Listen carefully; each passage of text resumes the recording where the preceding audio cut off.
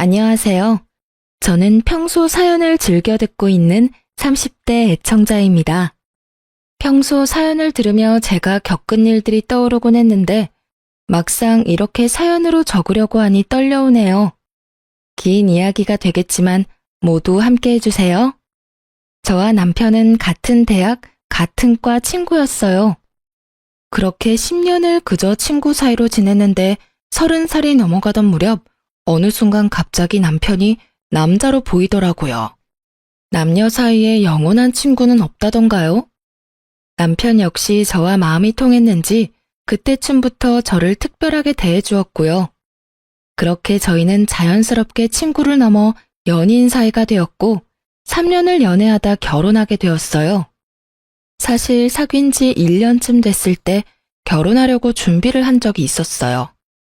그런데 그 당시에 갑자기 서방님이 여자친구가 임신했다고 알려오는 바람에 결혼 준비가 뒤로 미뤄지게 되었었죠. 저희가 알아봤던 식장뿐 아니라 스튜디오, 드레스, 메이크업, 심지어 신혼여행지까지 고스란히 서방님과 동서에게 넘겨줘야만 했었어요. 결혼이 미뤄진 것도 모자라 신중히 골랐던 모든 것이 무용지물이 되었을 땐 섭섭한 마음이 들었지만 워낙 오래 봐온 서방님께 가는 것이라 비교적 기쁜 마음으로 다 넘겨줬던 것 같아요. 그렇게 서방님이 먼저 결혼을 하게 되었고 저흰 2년이 지나고 결혼식을 하게 되었죠. 저희 시댁의 장점 중 하나는 식구들끼리 사이가 좋은 것이었는데요. 막 선을 넘는다거나 지나친 간섭, 연락을 한다거나 하는 막무가내의 것이 아니었어요. 그저 딱 적당하게 선을 지키며 돈독하고 화기애애한 것이었죠. 시부모님들도 다 좋으셨고 서방님 역시 저를 잘 따르고 잘 대해주었죠. 딱 한 사람, 동서만 빼고요. 저와 동서는 결혼하기 전에도 그렇고 결혼하고 난 뒤에도 딱히 부딪힌다거나 얼굴 붉히는 일조차도 없었는데 왜인지 모르게 동서가 저를 싫어한다는 느낌이 계속 들더라고요. 그 느낌은 제가 결혼을 하고 난 뒤 더욱 강하게 느껴지더군요. 누구 때문에 제 결혼이 2년이나 미뤄졌는데 모든 사실을 다 알고 있는 동서가 저에게 고마워하기는커녕 적대적인 감정을 숨기지 않으니 저 역시 동서에 대한 마음이 곱지 않았어요. 그렇게 동서와 저 사이엔 묘한 기류가 맴돌았고 결국 그 감정이 폭발하는 날이 오고야 말았죠. 그날은 제삿날이었고 전 반차를 쓰고 시댁으로 향했어요. 큰 불만은 없었어요. 시댁은 제사가 많은 집안이었는데 제가 시집 오던 해에 어머님께서 다 없애시고 1년에 2번만 하자고 해주셔서 큰 부담이 없었거든요. 전 생각했던 것보다 일찍 시댁에 도착해 먼저 제사 음식을 준비했고 1시간쯤 지나니 동서가 아이를 데리고 오더군요. 아이도 아직 어리고 하니 동서에게 일을 시킬 생각 따윈 없었기에 전 간단한 인사만 나누고 주방에서 하던 일을 계속하고 있는데 동서가 아이를 안고선 쭈뼛쭈뼛 주방으로 오더라고요. 이리저리 날뛰고 싶어 안달이 난 아이를 안고선 말이죠. 어찌나 그 속이 훤히 보이던지 시집살이 무언지 제대로 알려줄까 하고 고민이 다 되더군요. 하지만 일하기 싫어 안달인 사람 붙잡고 일을 시켜봤자 뭐하나 하는 생각도 들고 그렇지 않아도 힘든데 괜한데 힘을 빼고 싶지 않아 그냥 아무 말도 하지 않았어요. 자신이 그렇게까지 하면 들어가서 쉬어라는 말이라도 할 줄 알았는지 동서는 이러지도 저러지도 못하고 서서 제 눈치를 살피더군요. 저는 끝까지 아무 말 하지 않고 제 앞에 놓은 산더미 같은 일에 집중하는 척을 했고 그런 저를 바라보던 동서는 이윽고 자기 아들 다리를 꼬집어 울려버렸어요. 제 눈으로 보고도 참 믿기지 않더군요. 아무리 상황이 그렇다고 해도 어떻게 자기 아들 다리까지 꼬집어 울릴 수가 있는 건지 제가 봤다는 생각은 전혀 하지 못하는 건지 동서는 소름이 끼치는 연기를 펼치기 시작하더라고요. 어머, 넌 또 왜 울어? 형님, 죄송해요. 저도 좀 도우려고 일찍 온 건데 아무래도 애가 울어서요. 방에 데리고 가서 좀 달래줘야 할 것 같아요. 연기력이 얼마나 출중한지. 만약 제가 동서가 꼬집는 장면을 목격하지 못했다면 깜빡 속을 만한 연기력이었어요. 황당한 전 아무 대답도 하지 못하고 있었고 까무러치듯 우는 아기의 소리가 들리자 어머님이 나오시더라고요. 우리 손주 왜 울어? 둘째야, 너 내가 우는데 여기서 뭐하니? 들어가서 애나 달래렴. 원래 애가 어릴 땐 일하고 싶어도 못하는 거야. 네? 그래도 형님 혼자 일하시는데 저 혼자 들어가기 좀 그래서요. 아유, 됐어. 뭘 그런 눈치를 보고 그래? 눈치 주는 사람도 없는데. 아, 그게 어머님, 그렇긴 하지만 아무래도 형님 혼자 하시니 제 마음이 좀 불편해서요. 이렇게 말하며 동서가 절 보는데 모르는 사람이 보면 제가 눈치 줬다고 오해하기 딱 좋은 눈초리더라고요. 어머님 역시 동서의 뜻대로 저를 오해하셨는지 저를 빤히 보시기 시작하는데 이대로 참고만 있을 일은 아니다 싶더군요. 전 저를 향하는 시선을 무시한 채 일어나 손을 씻고 동서에게 다가갔어요. 그리곤 동서가 꼬집었던 허벅지를 보여주며 이렇게 말했죠. 동서, 조심 좀 하지 그랬어. 아까 동서가 여기 살 찝는 것 같던데. 여기 봐봐. 아직 빨갛네. 조심 좀 해. 얼마나 아팠으면 애가 까무러치면서 울겠어? 그리고 내가 무슨 말 했어? 난 아무 말도 하지 않았어.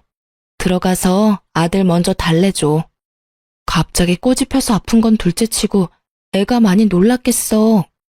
제 말에 동서는 제가 봤다는 사실을 깨달았고 아이의 허벅지보다 더 붉어진 얼굴을 하고 고개를 숙이더군요. 어머님은 계속해서 찡찡거리는 아이를 안고 방으로 가신다며 주방을 벗어나셨고요. 어머님이 들어가신 후 동서는 숙였던 고개를 획 들더니 화를 내며 저에게 따지기 시작하더군요. 형님, 꼭 이렇게 제 망신을 주셔야 해요? 이왕 모른 척 해주셨으면 끝까지 모른 척 해주시면 되잖아요. 아니, 애초에 저한테 들어가서 쉬라고 한마디 해주셨으면 이런 일까지는 없었잖아요. 적반하장도 유분수지. 누가 누구한테 따지고 드는 건지 모르겠더라고요. 저 역시 참고 또 참고 있는 터라 더는 인내가 남아있지 않았고 오늘이 날이구나 하는 마음으로 동서의 말을 받아쳤어요. 내가 왜 그렇게까지 해야 하는데? 굳이 내가 왜? 그리고 어디서 큰 소리야? 동서가 그렇게 일하기 싫었으면 오늘 좀 늦는다고 연락하고 늦게 오던가. 이왕 와서도 일할 만한 여건이 안 되어서 좀 쉬겠다고 말하면 누가 뭐라고 해? 제가 쉬겠다고 하면 저만 미움받을 거 아니에요. 미움까진 아니더라도 눈치는 보였겠지. 그런데 말이야, 어머님도 그렇고 나도 그렇고 아기가 어린데 굳이 동서까지 일 시킬 마음은 없었어. 그런데 왜 말을 하지 않으세요? 들어가서 쉬라고 한마디만 했으면 됐잖아요. 아까도 말했잖아. 내가 왜 그렇게까지 해야 하냐고. 애는 엄마 품에서 내려와서 놀고 싶어 안달인데 그런 애를 굳이 안고 주방에 와서 서 있는 꼴을 보고 내가 굳이 동서한테 들어가서 쉬라는 말이 하고 싶었겠어? 나 그렇게 성격 좋은 사람 아니야, 동서. 그래서 굳이 어머님도 계시는데 우리 아이 허벅지까지 다 보여주신 거예요? 저 곤란하게 만들려고요? 설마. 나도 그럴 생각까진 없었는데 동서가 내가 말할 수밖에 없는 분위기로 몰고 갔잖아. 난 눈치는커녕 동서한테 말 한마디 한 적도 없는데 어머님 앞에선 내가 눈치 줘서 주방에서 벌선 사람처럼 구니 내가 별다른 방법이 있었겠어? 그래도 내가 마지막 인내심으로 동서가 일부러 꼬집어서 울렸다는 말은 안 했잖아. 내 두 눈을 의심했다 진짜. 다음부턴 그런 짓까지 하지 말고 그냥 말해. 일하기 싫다고. 이게 뭐야? 괜히 동서 혼자 오바해서 애까지 울리고. 난 있잖아. 일하기 싫다는 사람까지 엮어서 같이 고생시킬 마음 없어. 알겠어? 제 말에 동서는 할 말이 없는지 그저 저를 노려보았고 저 역시 동서를 노려봤어요. 그렇게 저와 동서의 눈싸움이 시작되었는데 화난 표정의 어머님이 주방으로 들어오시더군요. 이게 다 무슨 말이야? 일부러 애를 꼬집었다니. 둘째 너, 이게 다 사실이야? 그래요. 분위기가 심상치 않음을 느낀 어머님은 방으로 들어가시긴 했는데 방문을 닫지 않고 이야기를 다 듣고 계셨던 것이었습니다. 모든 사실을 알게 된 어머님은 동서를 나무라기 시작했고, 동서는 눈물을 글썽이며 아무 말도 하지 못하고 서 있더군요. 너 그렇게 안 봤는데 아무리 일이 하기 싫다고 해도 어떻게 네 자식 허벅지를 꼬집니? 그리고 잘못은 네가 해놓고 왜 꾸준 형님한테 화풀이 짓이야? 너 우리 없을 때 그딴 식으로 첫째 대하니? 아니에요. 저도 모르게 너무 흥분을 해서 죄송해요, 어머님. 죄송해요, 형님. 궁지에 몰린 동서는 저에게 용서를 구했고 진심이라고 느껴지지 않는 사과였지만 더는 이를 키우고 싶지 않았기에 전 알겠다고 하고 사건을 일단락시켰습니다. 제사 사건이 있고 난 후 동서는 아예 저를 무시하기 시작하더군요. 다른 사람들이 있을 땐 더없이 깍듯하고 살갑게 굴었지만 아무도 없을 땐 아예 눈길을 주지 않는 이중적인 행동을 이어나갔어요. 저 역시 동서와 똑같이 행동해줬고 자주 마주치는 일이 없었기에 크게 신경 쓰지 않고 지냈죠. 그러던 어느 날 집에 큰일이라면 큰일이 생겨났어요. 총각 때부터 남편의 어깨가 좋지 않았는데 점점 상태가 심각해지더니 결국 수술을 잡게 되었어요.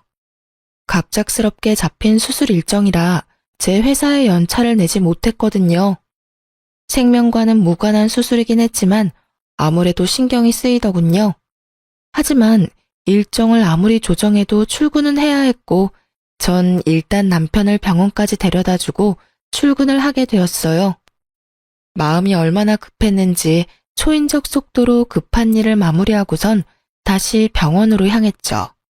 가는 길에 병원에 전화를 걸었더니 남편이 이미 수술을 마치고 병실로 올라갔다고 하는데 마음이 얼마나 조급해지는지. 그렇게 전 병원에 도착해 남편의 병실로 들어섰고 거기엔 경악스러운 상황이 저를 기다리고 있더라고요. 아직 마취에 취해 있는 남편과 그런 남편의 손을 세상 애처롭게 잡고 있는 한 여자. 그 여자의 눈빛을 보는데 딱 알겠더라고요. 두 사람의 관계가 보통 관계는 아니라는 것을요. 자기야, 좀 괜찮아? 나 괜찮아. 괜찮은데 자꾸 잠이 와. 아직 마취해서 덜 깨서 그래. 조금씩 깨려고 노력해봐. 간호사쌤 말이 이제 조금씩 깨워야 한다고 했어. 아프진 않지? 아프진 않아. 자기 얼굴 봐서 그런지 하나도 안 아프고 꿈꾸는 기분이야. 자기는 이 와중에도 참. 어쨌든 고생했어. 그 조용한 병실에 두 사람의 다정한 대화 소리가 들려오는데 제가 더 꿈을 꾸고 있는 기분이더군요. 그것도 1초라도 빨리 깨고 싶은 악몽이요. 하지만 제 앞에 놓은 모든 상황은 현실이더군요. 제가 올 줄 꿈에도 몰랐던 남편이 부른 저 여자는 상간녀였고 전 우습게도 굳이 일을 빨리 끝내고 와서 이 모든 끔찍한 광경을 남편의 병실에서 목격하고야 만 것이었죠. 충격에 빠진 것도 잠시 전 그 다정한 모습을 휴대전화에 남기고선 조용히 병실을 벗어났어요. 그날 이후 전 남편이 퇴원 날만 기다렸고 남편이 퇴원함과 동시에 흥신소를 통해 남편의 뒷조사를 시작했습니다. 얼마나 지났을까요? 흥신소에서 연락이 왔고 연락을 기다리며 혼자 상상했던 것보다 현실은 더욱더 충격적이었습니다. 두 사람이 만나기 시작한 것이 얼마 되지 않았다는 건 제 예상과 같았어요. 하지만 충격적이었던 것은 두 사람이 만나게 된 계기였죠. 상간녀는 보험사에서 일하는 영업직원이었는데 그 상간녀를 남편에게 보험을 핑계로 삼아 소개해준 사람이 다른 사람도 아닌 바로 동서였던 것입니다. 동서와 상간녀는 친구 사이로 제 남편을 꼬여내기 위해 아주 작정을 한 모양이었어요. 작정을 하고 접근했든 어쨌든 남편은 상간녀에게 넘어갔고 이미 선을 넘어버린 남편의 모습들을 보는데 더는 결혼 생활을 유지하고 싶은 생각이 싹 사라지더군요. 흥신소에서 건네받은 사진을 한 장씩 넘겨보는데 남편의 미소를 볼 때마다 제 억장이 무너지더라고요. 그렇게 눈물을 흘리며 증거들을 보는데 제 이막이 열리는 듯 주인공이 남편에서 동서로 바뀌더군요. 동서 역시 바람을 피우고 있었는데 직업 특성상 출장이 잦은 서방님이 외박할 때마다 아이를 친정에 맡기고 열심히도 더럽게 놀아놨더라고요. 그 옆엔 항상 상간녀가 함께했고요. 끼리끼리 잘 논다라는 말이 어찌나 잘 어울리던지. 그리고 이 모든 일을 꾸민 동서의 계획을 흥신소 직원분의 입을 통해 전해 듣는데 동서가 참 대단하다는 생각이 들더군요. 증거와 사진은 다 보내드렸고 대략적인 설명도 파일로 정리해서 보내드렸습니다. 그리고 이런 말까지 해드려야 하나 말아야 하나 고민했는데 조사하다 안 사실은 모두 말씀드리는 게 원칙이라 말씀드리겠습니다. 네, 하나도 빠짐없이 말해주세요. 그게 동서되는 여자가 이 모든 계획을 세우고 진행했는데 그 이유가 가관이더라고요. 우리 직원이 카페에서 두 여자가 나누는 대화를 들었는데 동서라는 여자가 형님이 자신의 마음에 들지 않아서 그런다며 남편의 형을 제대로 자할 곳이라고 했다더라고요. 그 집 재산이 꽤 되는데 이혼시키고 그 집 며느리 되면 다 장남 몫이라고요. 한 몫 크게 챙기면 자기 몫도 잊지 말고 나눠야 한다면서 각서까지 쓰고 나눠 가졌다고 하던데요. 물론 이 대화 내용도 모두 녹음했고 이 파일은 전화 끊는 대로 보내드릴 테니 확인해 보시면 될 것 같습니다. 하여튼 그 여자들 보통 여자들 아니니 사모님도 각별히 조심하시는 게 좋을 것 같아서 말씀드립니다. 아, 네. 감사합니다. 수고 많으셨어요. 전화를 끊은 저는 다시 한번 동서의 대범한 행동에 감탄을 금치 못했어요. 제가 아무리 마음에 들지 않는다고 해도 형님 자리를 바꿀 생각을 한다니. 대담하다고 해야 할지 영악하다고 해야 할지 모르겠더라고요. 하긴 그 정도 되는 여자이니 자기 배 아파 낳은 자식 허벅지도 그렇게 인정사정 없이 꼬집어 올렸겠지만요.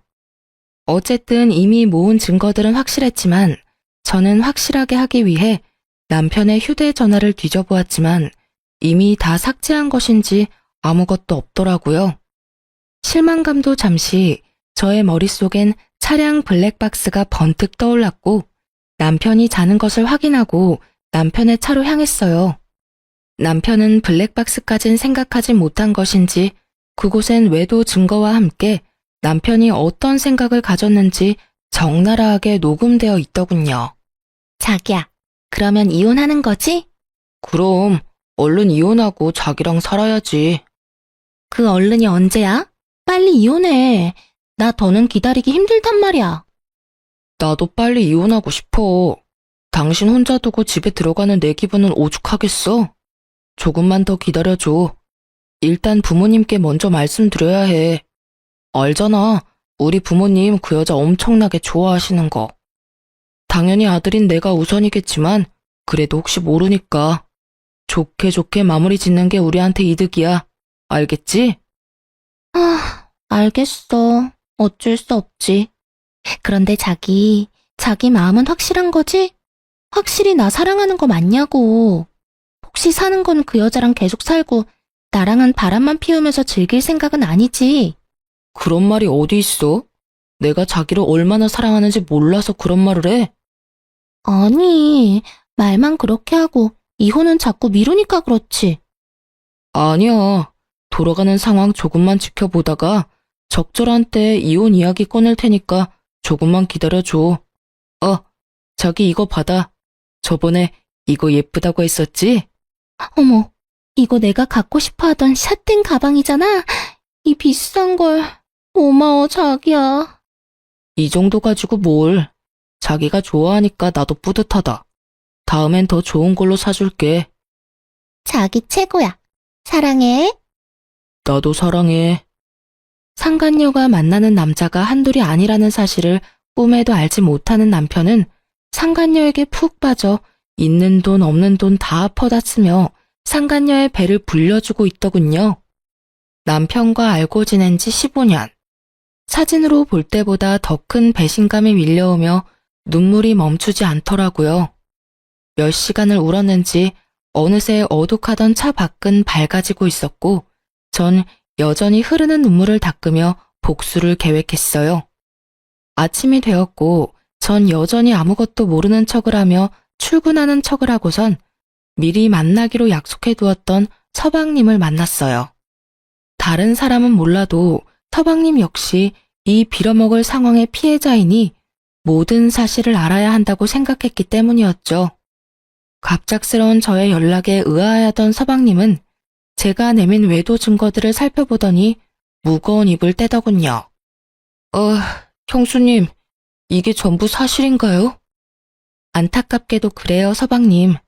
동서가 그 여자를 형한테 소개해줬고 형은 그 작전에 보기 좋게 넘어갔어요. 동서 역시 서방님이 집을 비울 때마다 남자들을 만나고 다니는 것 같더라고요. 늘 그 여자도 함께였고요. 저 이 여자 알아요. 이 여자 집사람 제일 친한 친구라고 했거든요. 연애할 때도 여러 번 봤었고 최근에도 봤었는데 형이랑 그런 관계인 줄은 상상도 못했네요. 어떻게 사람 탈을 쓰고 이딴 짓들을 할 수 있는지. 어쨌든 부모님께는 제가 말할게요. 조금만 기다려주세요. 제가 이야기 꺼내는 게 더 낫지 않을까요? 아니에요, 형수님. 이 여자 요즘 보험 핑계 대면서 부모님 댁에도 들락날락하고 있다고 들은 것 같은데 날 한번 잡아보려고요. 한 장소에 다 모였을 때 한 번에 터트리는 게 좋을 것 같아요. 기가 막히더군요. 외도도 모자라서 시댁까지 이미 들락날락하고 있었다니요. 상간녀와 동서의 계획이 눈에 훤히 보이더군요. 보험을 핑계로 삼아 자연스럽게 시부모님들께 얼굴을 드며 좋은 인상을 남기려고 했겠죠. 이쯤 되니 동서라는 여자가 무섭게까지 느껴지더군요. 서방님도 저와 같은 생각이었는지 이럴 때일수록 신중히 해야 한다고 조금만 기다려달라며 증거들을 챙겼고 저는 서방님의 말을 따르기로 했어요. 표정을 보아하니 서방님 역시 이 상황을 곱게 넘길 생각은 없어 보였고 서방님의 계획이 더 현명하기도 했으니까요. 그렇게 전 서방님의 연락을 기다렸고 상간녀가 시댁을 방문한다는 연락을 받게 되었어요. 기다리고 또 기다린 날이었는데 막상 모든 걸 밝힐 날이 되니 심장이 떨어질 듯이 뛰기 시작하더라고요. 전 떨리는 마음을 진정시키며 시댁으로 향했고 시댁에 들어서니 시부모님은 물론이고 남편과 상간녀, 동서와 서방님까지 모든 식구가 모여 있더군요.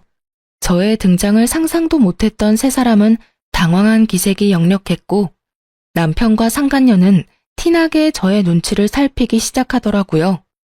그 와중에 동서는 저에게 친근한 척을 하면서 다가오는데 당장이라도 친한 척 제 팔을 잡은 동서의 팔을 확 꺾어버리고 싶은 걸 얼마나 참았는지 모릅니다. 그렇게 제가 이성의 끈을 끊어먹을 위기에 처해 있을 때 서방님이 아버님께 준비한 증거들을 보여주며 상황을 설명하기 시작했어요. 아버지, 이거 좀 보세요. 이게 다 뭐야? 형이 저 여자랑 바람을 피우고 있더라고요. 두 사람이 만날 수 있도록 도움을 준 사람이 놀랍게도 제 집사람이었고요. 서방님의 말에 아버님은 믿을 수 없다는 표정으로 증거들을 살폈고 동서는 어느새 아버님 앞에 무릎을 꿇고 앉아 눈물을 흘리고 있더군요. 모든 상황을 그저 지켜보던 어머님은 보통 상황이 아니다 싶으셨는지 아이를 안고 방으로 들어가 버리셨고 아이가 자리에서 사라지자 아버님께서 남편에게 의중을 물으며 본격적인 대화가 시작되었어요. 이게 다 어떻게 된 것이야? 이 사진들이 전부 사실인 거야? 아버님은 사진을 흔들며 남편에게 물었고 남편은 차라리 잘 됐다는 투로 대답하더군요. 네, 보신 대로예요. 저 이수정이와 만나고 있고 수정이 사랑해요. 뭐가 어쩌고 저째? 누굴 사랑한다고? 이 여자 수정이를 사랑한다고요. 그래서 드리는 말씀인데 집사람하고는 이혼하고 남은 여생은 수정이하고 살고 싶어요, 아버지. 제가 버젓이 자신의 옆에 앉아 있는데도 다른 여자를 사랑하고 있으며 그 여자와 살고 싶다는 남편을 보며 그나마 있던 미운정마저도 뚝 떨어지는 기분이 들더군요. 아버님 역시 저와 생각이 같으신지 남편을 가만히 노려보다 저에게 시선을 옮기신 후 차분한 말투로 질문하셨죠. 아가, 네 생각은 어떠냐? 넌 어떻게 하고 싶어? 저 역시 같은 생각이에요. 저딴 인간하고는 1분 1초도 같이 살고 싶지 않아요, 아버님. 응, 그래. 일단 알겠다. 아버님은 고개를 끄덕이며 생각에 잠기신 듯 하더니 이내 고개를 들며 남편에게 통보하듯 말하기 시작하셨어요. 두 사람 말은 잘 들었고 그렇게 하도록 하자. 일단 결혼할 때 마련해준 집부터 비우거라. 네, 알겠습니다, 아버님. 당연한 듯 답한 저와는 달리 남편은 이런 상황은 계획에 없었다는 듯 언성을 높이기 시작하더군요. 아버지, 그게 무슨 말이세요? 집은 갑자기 왜 비워요? 아버지, 그 집은 저한테 주신 집이잖아요. 그러면 이제 제 집인데 저까지 왜 그 집에서 나와야 하냐고요? 그걸 몰라서 묻는 게야? 그 집은 너희 두 사람이 결혼한다기에 준 집이었다. 엄연히 따져 말해보자면 네가 아니라 내 며느리한테 주는 뇌물과도 같은 거였어. 모자란 내 아들 잘 데리고 살아달라고 뇌물로 준 집인데 두 사람이 이혼한다고 하니 당연히 집은 다시 돌려받아야 하지 않겠어? 집은 비우는 대로 팔아서 며느리한테 위자료로 조금 줄 생각이니 그런 줄 알고 이번 주 내로 집부터 비우거라. 아버님은 최대한 차분하게 말씀하셨지만 그런 아버님과는 달리 남편은 더욱 언성이 높아지더라고요. 그럼 저는요? 그 집에서 나오고 나면 저는 어디에서 수정이랑 새 출발해요? 아, 새로 집 얻어주시려고요? 하긴 이 사람이랑 살았던 집에서 수정이랑 계속 사는 것도 좀 그렇긴 하겠다. 아버지, 그럼 집은 언제 얻어주실 건데요? 어쩜 저리도 머릿속이 텅텅 빌 수가 있는 것인지. 남편을 알고 지낸 세월이 15년인데 저렇게 생각 없는 놈이었다는 것을 처음 깨달은 저 자신이 참 한심스럽더군요. 저리 한심한 새끼인 줄도 모르고 인생의 절반을 함께 했으니 말이에요. 저도 저 자신이 이렇게나 한심스러운데 아버님은 오죽하실까 하는 생각이 들었고 제 예상대로 아버님 역시 깊은 회의감이 드는지 긴 한숨 후 단호하게 말씀하시더군요. 네 놈은 이 상황에서 할 말이 그것뿐인 거야?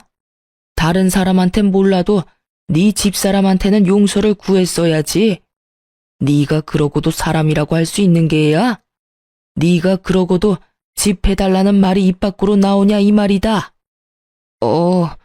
아버지 그건 어차피 이미 다 안 상황이고 이제 와서 사과 따위 해봤자 뭐예요. 달라질 게 없는데요. 이걸 말이라고 내뱉고 있는 건지 정말 아버님만 아니었다면 그 자리에서 딱이라도 한 대 때리고 싶은 심정이더라고요. 그런 심정도 잠시 저보다 더 격분하신 아버님이 고작 딱이 한 대보다 더 큰 복수를 남편과 상간녀에게 해주시더군요. 그걸 말이라고 하는 게야? 그러면 어떻게 해요? 이미 제 마음이 그런 걸 어떻게 하냐고요? 그건 그렇고 집은 해주실 거죠? 저 수정이랑 같이 살 집 필요해요, 아버지.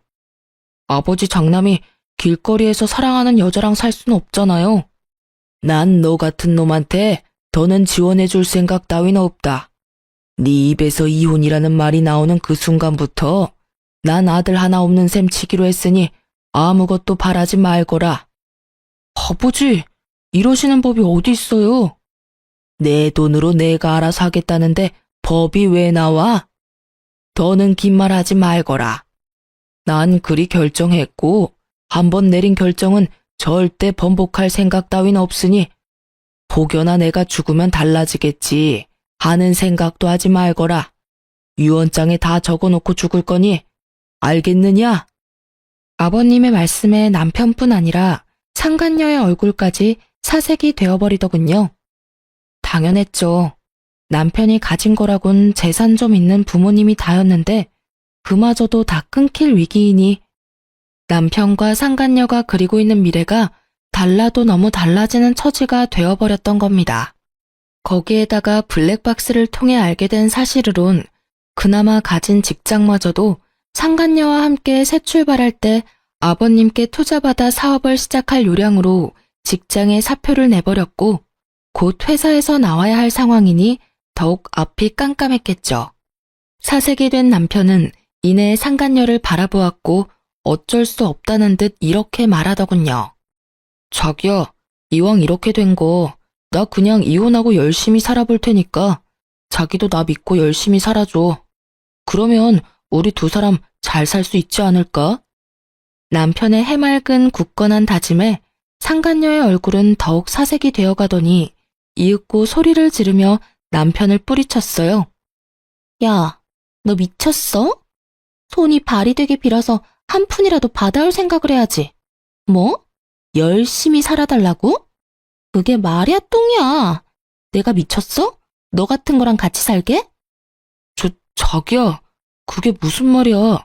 나 사랑한다고 했잖아. 사랑 같은 소리 하네.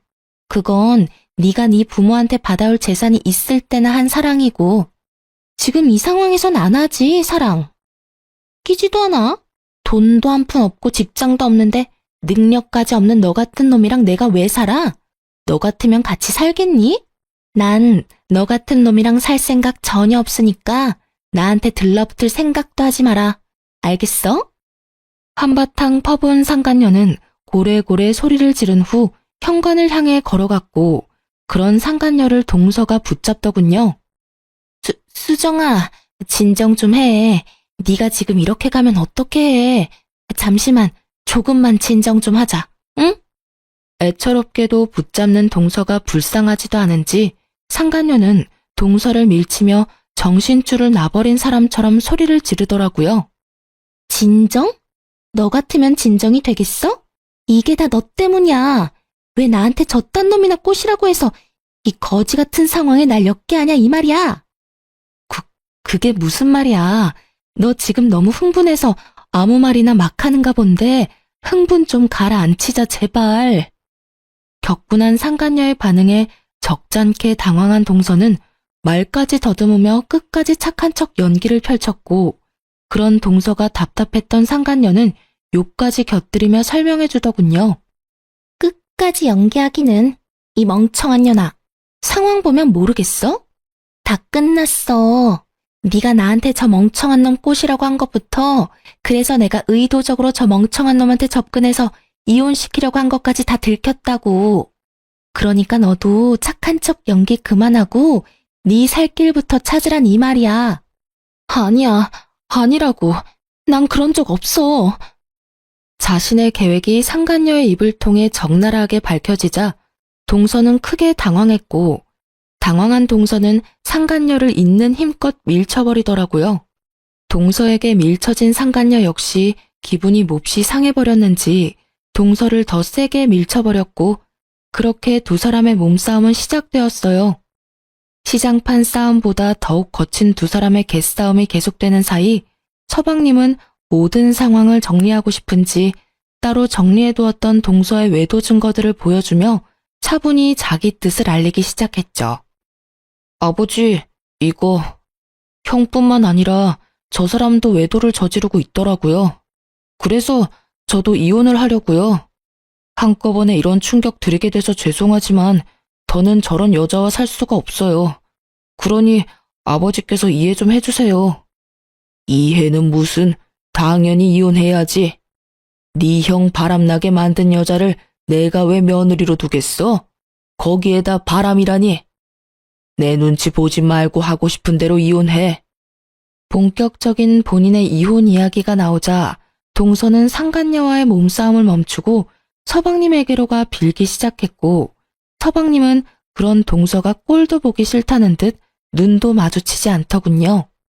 여보, 이혼이라니. 그게 무슨 말이야. 이거 다 오해야.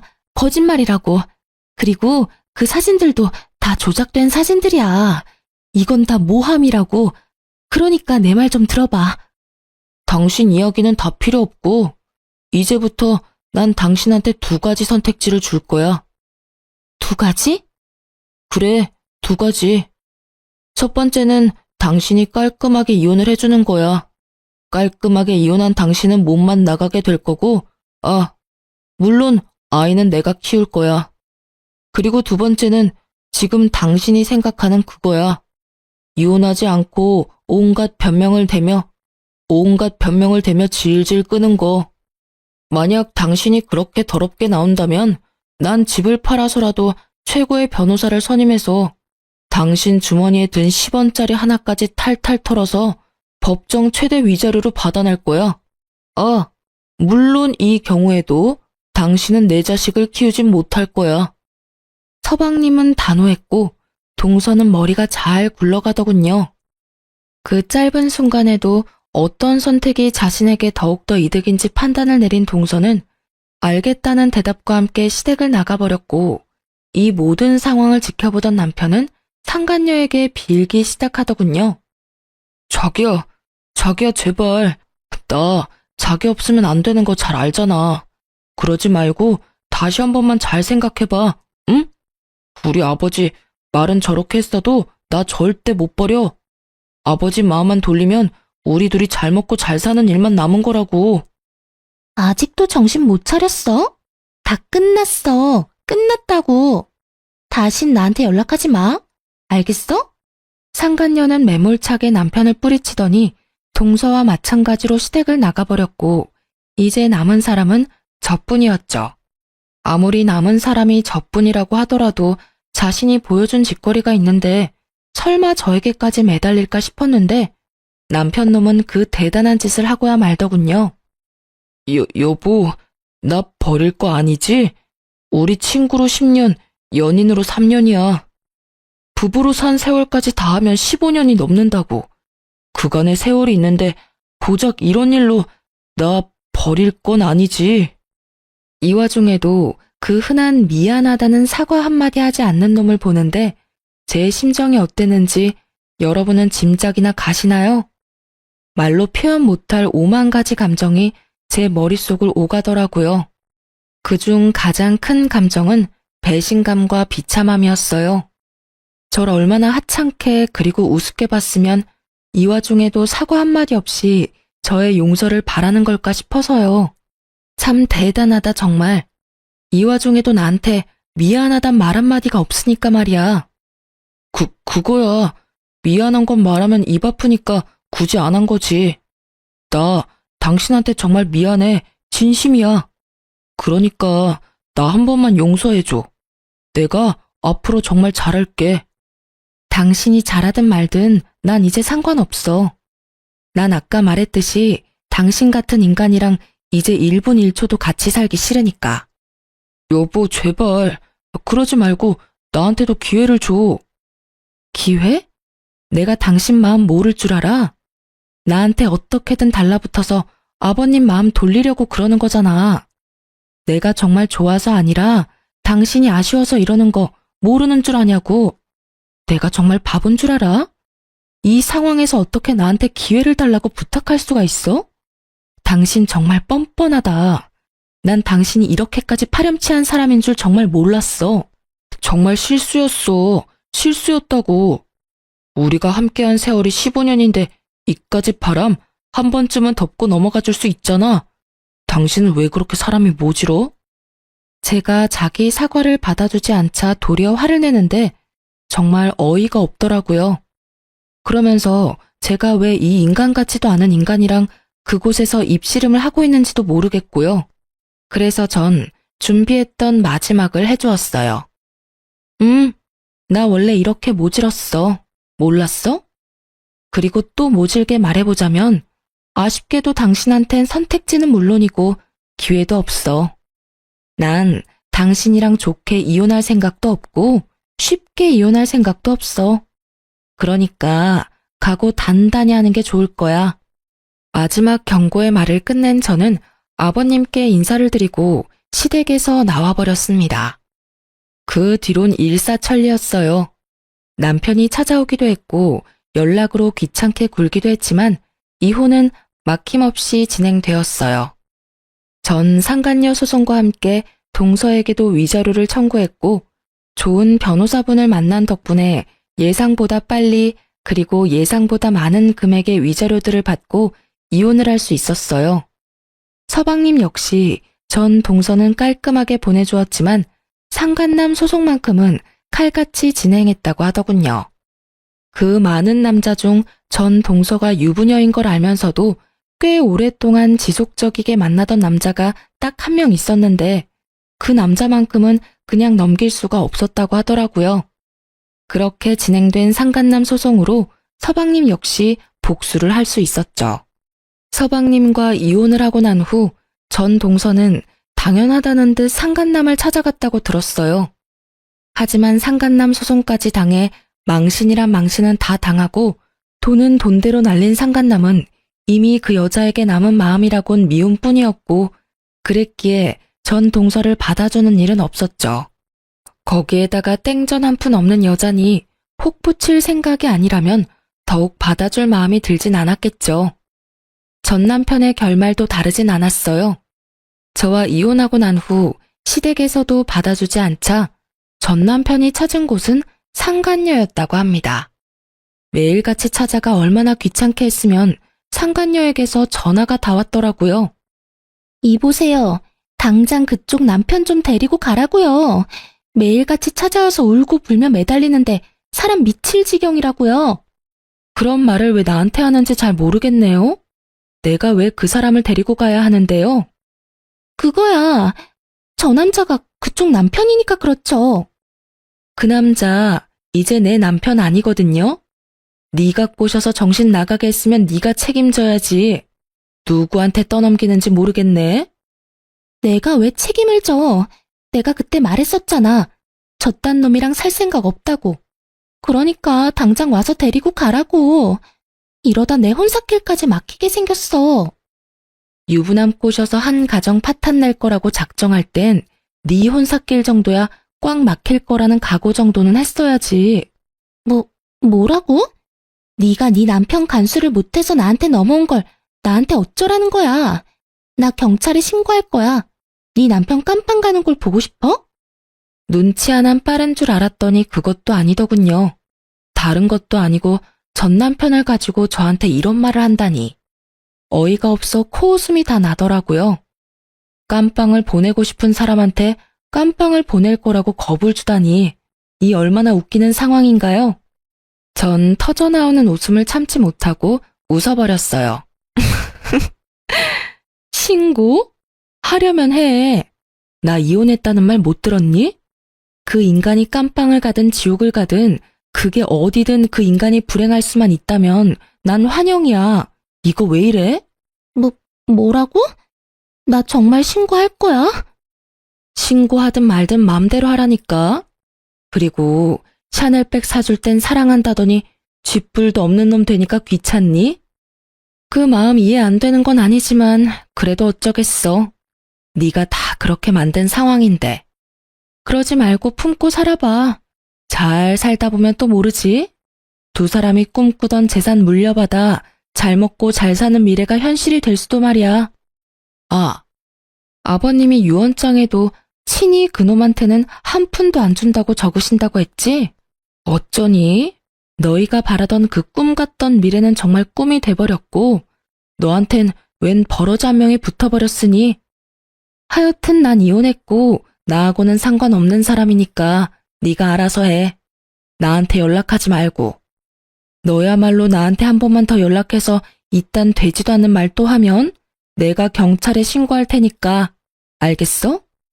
그 뒤로 상간녀는 온갖 욕을 해댔지만 전 전화를 끊어버렸고 그 뒤로도 연락이 오길래 그냥 차단해버렸어요. 정말 신고라도 해버릴까 하고 생각한 적도 있었지만 신고해봤자 뭐 하겠어요. 이리저리 불려다니기만 하고 귀찮아질 것이 분명해 그만두기로 했죠. 그렇게 전 모든 연락을 차단해버렸고 서방님의 말론 상간녀 역시 전 남편을 나몰라라 하고 버렸다고 하더군요. 전 남편이 그 버림을 받기 전까지 하루가 멀다고 상간녀의 집과 회사까지 찾아가 애원을 넘어 난동까지 피우는 바람에 상간녀가 말한 대로 혼사길은 물론 회사까지 잘렸다고 하고요. 얼마나 통쾌했는지 모릅니다. 사실 위자료를 받은 것만으론 상간녀에 대한 제 분노가 다 사라진 건 아니었는데 제 가정이 박살난 것처럼 상간녀의 일상도 망가졌다고 하니 그것 참 통쾌하더군요. 그리고 그 뒤론 제가 예상했던 그대로더군요.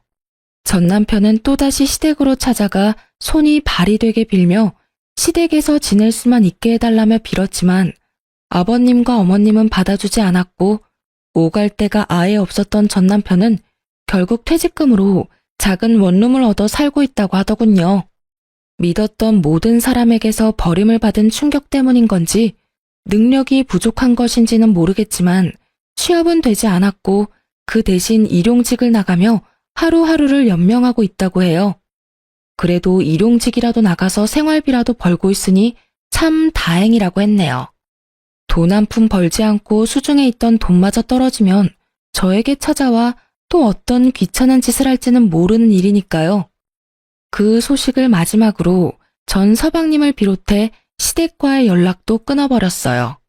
악한 감정은 없었지만 아무래도 전 남편과의 기억이 계속 떠올라 관계를 지속할 수는 없겠더라고요. 일단 저도 살아야 했으니까요. 전 이혼하고 난 후 사연에서 듣던 것처럼 잘 지내지진 않더군요. 남편을 사랑하는 마음이 남은 건 아니었지만 몰아치는 감정의 소용돌이 속에서 방황했던 것 같아요. 때론 슬펐고 때론 무기력했고 때론 한탄도 했고요. 괜찮아졌다 싶으면 어김없이 떠오르는 함께했던 세월이 저를 참 많이도 힘들게 괴롭혔습니다. 한동안은 그 모든 감정을 외면한 채 지냈는데 외면하는 것이 정답이 아니라는 생각이 어느 날 들더군요. 그날부턴 전 그 감정들을 당연한 일이라고 여기기로 했고 그 당연한 힘듦을 받아들이기 시작했어요. 그렇게 3년이 지난 지금은 사연으로 이혼 이야기를 적을 만큼은 덤덤해진 것 같아요. 아주 가끔은 좋았던 기억도 또 가끔은 나빴던 기억도 떠오르긴 하지만 그마저도 그랬었지 하고 씁쓸한 웃음 정도는 지으며 넘길 수 있는 정도가 되었어요. 요즘 전 작은 카페를 차려 운영하고 있어요. 회사는 이혼 후 마음이 많이 힘들었던 시기에 동료들에게 민폐만 끼치는 것 같아 그만두게 되었고 한동안은 휴식기를 가지다 찾은 취미가 커피였어요. 평소 제빵을 좋아하기도 했던 터라 쉬는 동안 기분 환기도 시킬 겸 배워뒀던 것이 직업이 되었네요. 처음엔 적자였던 가게가 이젠 꽤 좋아졌어요. 나름 단골도 많이 생겼고 수입도 많아진 것이 꽤 괜찮은 가게가 되었죠. 그렇다고 해서 너무 바쁜 것은 아니라서 저만의 시간을 보내기에도 딱 안성맞춤이에요. 전 이런 제 삶에 아주 만족하며 지내고 있고 앞으로도 제 삶과 저의 안정을 위해 더 노력하고 더 열심히 살아갈 예정이에요. 이로써 제 이야기는 끝이 났어요. 어떠셨나요? 욕들 많이 하셨나요? 전 사연을 들을 때마다 혼자 그렇게 욕을 하거든요. 어쨌든 저의 긴 이야기 잘 들어주셔서 너무 감사하고 또 감사합니다. 오늘도 좋은 하루 되세요.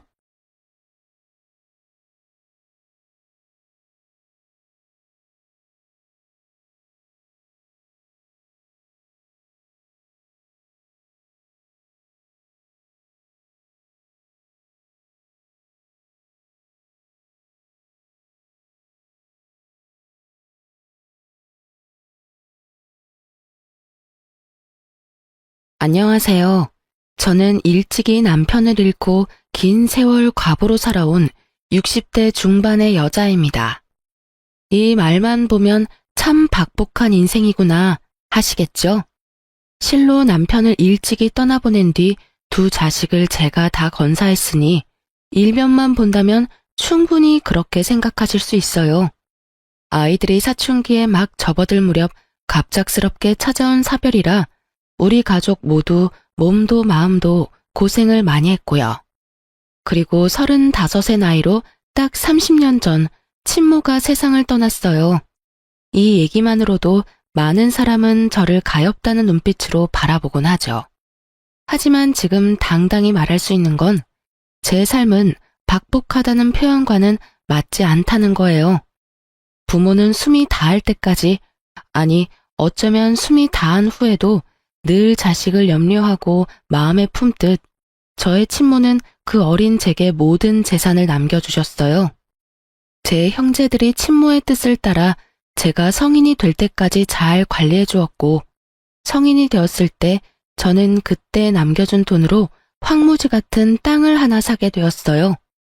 그러나 당시 그 땅은 아무것도 없는 허허벌판이라 잊고 살아왔어요. 그땐 형제들이 저더러 부동산에 부자도 모르는 바보라며 혀를 찼어요. 그런데 어느 순간 개발 지역이 되어 어마어마한 값어치가 생겼죠. 거기다 제가 남편이 세상을 떠났을 당시 나왔던 그의 목숨값을 꼭 쥐고 있었던 터라 경제적으로 고난이라고 여길 만큼 힘든 경험은 덜었어요. 물론 그 시대에 여자 혼자 아이 둘을 키우기란 너무도 어려웠어요. 막중한 책임감 때문에 정신적으로 큰 부담을 안아야 했고, 일을 하면서 혼자 아이들을 케어하며 고군분투했거든요. 하지만 감사하게도 큰일 없이 절 덜 고생시키며 잘 자라주었고, 대학생이 되어서는 누가 시키지 않아도 자기 앞가림을 알아서 해주었어요. 얼마나 대단한지. 대학생활 내내 장학금을 놓치지 않은 것은 물론 첫째인 아들은 수석, 둘째인 딸은 차석으로 졸업까지 했을 정도로요. 그런 아이들이니 결혼하겠다는 말이 어찌나 서운했는지 모릅니다. 제 딸이 먼저 시집을 가고 아들은 그 후로 몇 년 있다가 장가를 갔어요. 비록 딸의 결혼을 반대한 적이 있긴 하지만 결혼 후에는 사위와 저 사이가 너무 좋았어요. 사위 사랑은 장모라는 말이 딱 저와 사위를 보고 하는 말 같았죠. 그래서 제 아들이 결혼할 때 사위만큼이나 며느리와 잘 지낼 수 있을 거라 생각했어요. 딸 같은 며느리 관계가 될 수 있을 거라 자신했거든요. 아가, 이제 우리 가족이 될 사이니까 내가 널 편히 대해도 되겠니? 우리 딸처럼 너도 가슴으로 낳은 내 딸이다 여기며 지내고 싶어. 그럼 저야 너무 감사하죠. 어머님께서 저를 편히 대해주셔야 저도 마음이 놓이는걸요. 고맙다. 우리 아들이 너를 만나 얼마나 다행인 줄 몰라. 내 아들이지만 영 재미도 없고 일밖에 모르지 않니. 그래도 예쁘게 봐주렴. 너처럼 야무진 아이가 우리 가족이 된다니 하나 남은 염려까지 다 덜었다.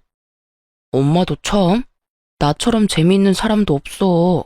내가 배필을 정말 잘 골랐지? 동생 잘 사는 거 보고 나 혼자 결혼도 못하는 거 아니냐며 그렇게 걱정하시더니 이제 나도 장가가니까 마음 놓고 지내셔. 그래, 이제 엄마도 마음 편히 지낼 거야. 너희 다 가정 꾸려 지내니까 나도 나만 챙기면 되지 않니?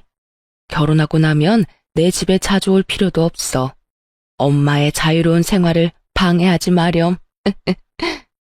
우리 며느리는 참 똑부러지는 아이였기에 현명한 사람일 거라는 믿음이 있었어요.